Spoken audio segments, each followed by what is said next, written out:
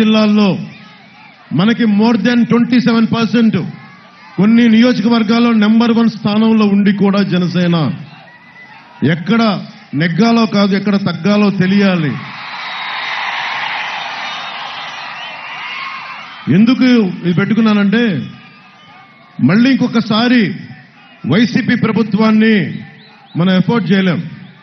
YCP పాలన ఇంకొకసారి వస్తే సర్వనాశనం అయిపోద్ది ఆంధ్రప్రదేశ్.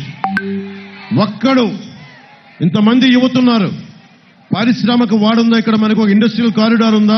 మొన్న వేశారు 2003లో ఒక సంవత్సరం క్రితం అప్పుడు వేశారు ఒక శంకుస్థాపన రాయి. 5 సంవత్సరాలుగా గుర్తురాల. మేము ఉన్నది కూడా నేను ఎంతసేపు మీ భవిష్యత్తు ఎలా ఉండాలి. చాలా మంది ఇక్కడ యువతున్నారు, యువకులున్నారు, యువకులున్నారు. ముఖ్యంగా ఈ రోజున మిగతా మేడం బృందేశ్వరి గారు మాట్లాడారు.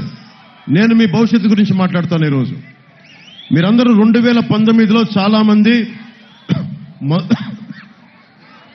మొదటి ఓటు వచ్చిన వాళ్ళు ఉన్నారు.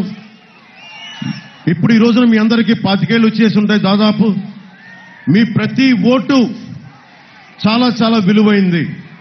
మీరు ఆలోచించి ఆచితూచి ఓటేయకపోతే, ఎమోషనల్గా ఓటేస్తే, మా కులమనో మా వర్గమనో మాకెందుకో నచ్చాడనో మీరు ఆలోచించకుండా ఓటేస్తే మీ భవిష్యత్తు నాశనం అయిపోద్ది.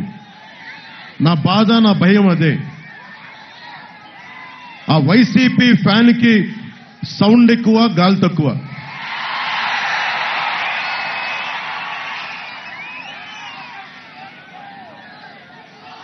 జగన్కి ఈ మధ్యన నన్ను మాటలు ఎక్కువ తిట్టేస్తా ఉన్నాడు పాపం. కంట్రోల్. నేను ఏమనుకుంటాను, జగన్కి నన్ను తిడుతుంటే నాకు చాలా కోపం వచ్చేస్తా అనుకుంటాడు. నన్ను మీరు ఏమి తిట్టినా నాకు కోపం రాదు. మీ మీద ఒక్క ఈగ వాలితే నాకు ఆపాద మస్తకం. ఒక దళిత డ్రైవర్ని డోర్ డెలివరీ చేస్తే నాకు వచ్చిన కోపం చాలా చాలా ఎక్కువ.